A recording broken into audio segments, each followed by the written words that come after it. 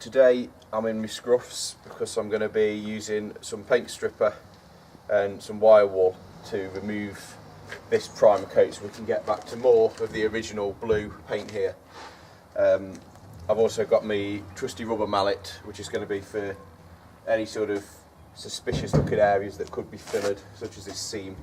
We're going to be see if we can get to the back of that and tap some of that filler out without damaging the panels. Start with a bit of my wire wool and a bit of this this stripper, and start cleaning here.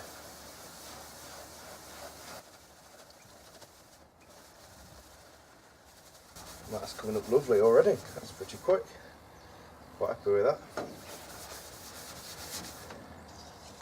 So obviously we're going to carry on with this all the way round the bus, and hopefully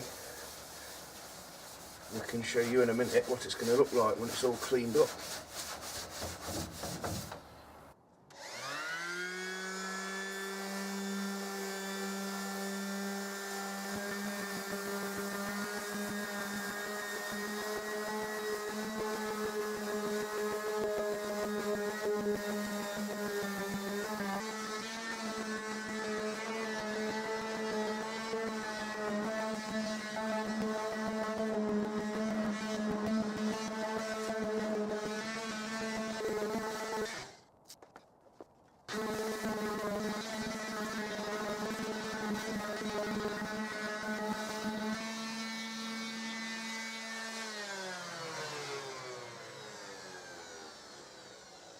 Right, and there we have it.